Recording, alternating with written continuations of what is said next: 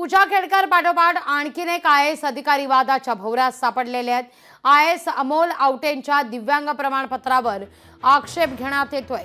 विजय कुमार यांचा आवटेंच्या दिव्यांग प्रमाणपत्रावर आक्षेप आहे। UPSC परीक्षेआधी आवटेंकडे कुठलेही दिव्यांग प्रमाणपत्र नसल्याचा दावा हा करण्यात येतोय।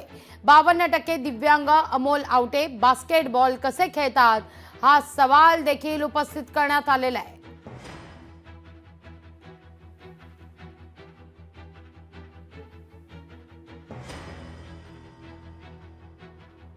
वादग्रस्त IAS अधिकारी पूजा खेडकर प्रकरणानंतर आता नव्याने एक प्रकरण जे आहे ते समोर आलेलं आहे।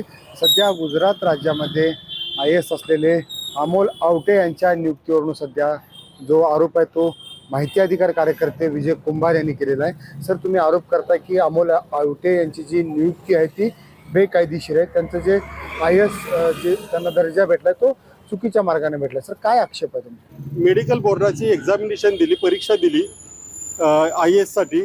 त्याच्यामध्ये त्यांनी स्वतःची माहिती देताना ही त्यांची तपासणी झाली 21 एप्रिल 2022 रोजी।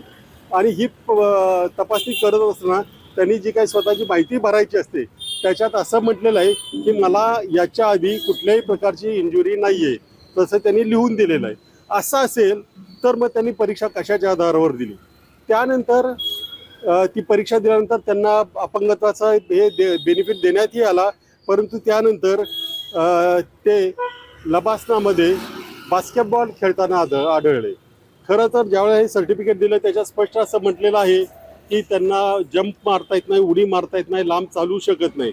असं असताना ते तिथं खेळू कसे शकतात? या सगळ्या गोष्टी एकूणच त्यांच्या निवडीवर आणि नियुक्तीवर आक्षेप घेण्यासारखे आहेत। त्याच्यामुळे आता त्याच्या संदर्भात मी ट्विट केलेलं आहे आणि या सगळ्या गोष्टींचा सगळ्या यंत्रणा खुलासा करतील आणि त्यांच्यावर कारवाई करतील अशी आपण अपेक्षा बाळगूया। तर हे होते विजय कुंभार। लोकशाहीसाठी मी चंद्रशेखर भांगे, पुणे। लोकशाही मराठी ऐका, पहा, जागरूक रहा।